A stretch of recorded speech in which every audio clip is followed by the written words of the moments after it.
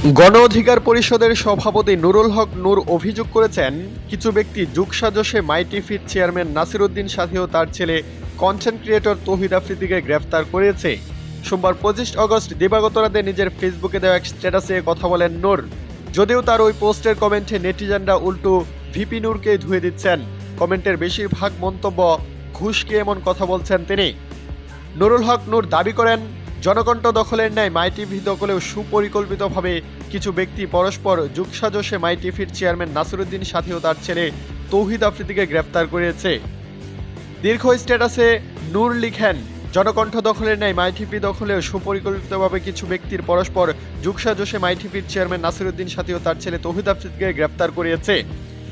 এতদিন তারা নগদ 5 কোটি কিংবা শেয়ার লিখে নেওয়ার দেন দরবার করেছে, সমঝোতায় মেলেনি। তাই ডিজিটাল ও ফিজিক্যাল মবের মাধ্যমে প্রশাসনের উপর চাপ সৃষ্টি করে তৌহিদ আফ্রিদি ও তার বাবাকে গ্রেফতার করিয়েছে। আচ্ছা, ওই যে তৌহিদ আফ্রিদি ও তার বাবাকে যাত্রাবাড়ি থানার ছাত্র হত্যা মামলায় আসামি করে 1 বছর পর গ্রেফতার করানো হয়েছে, মামলার বাদী কি জানে ওই মামলায় কাকে কাকে আসামি করা হয়েছে? তৌহিদ আফ্রিদি কিংবা তার বাবা ছাত্র হত্যা করেছে ওই মামলায় প্রমাণ করতে পারবে? তাহলে কেন এই নাটক?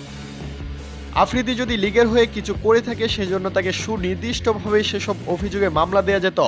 সে ধরনের মামলা না করে কেন তাকে ও তার বাবাকে যাত্রাবাড়ির ছাত্র হত্যার মামলায় ভিত্তিহীনভাবে আসামি করে 1 বছর পর গ্রেফতার করানো হলো? এই যে হঠাৎ বিপ্লবের চেতনার দখলদার হয়ে ওঠা ফিজিক্যাল ও ডিজিটাল মব সৃষ্টিকারী দুর্বৃত্তদের চাপে প্রশাসন মাঝে মাঝে কিছু বিবেচনাহীন সিদ্ধান্ত নিচ্ছে, এর প্রভাব কি প্রশাসন বা আমরা উপলব্ধি করতে পারতেছি? এরপর তিনি আরও যোগ করেন, জনকণ্ঠ দখলের ন্যায় মাই টিভি দখলেও যারা প্রশাসনের উপর চাপ সৃষ্টি করে এগুলোর করাচ্ছে, তাদের মুখোশ উন্মোচন করে তাদের বিরুদ্ধে ব্যবস্থা নেওয়া হোক। প্রিয় দর্শক, এ ব্যাপারে আপনাদের কি মন্তব্য? আপনাদের মহামূল্যবান কমেন্টে আমাদের ভিডিও নিশানাতে ভুলবেন না। ধন্যবাদ।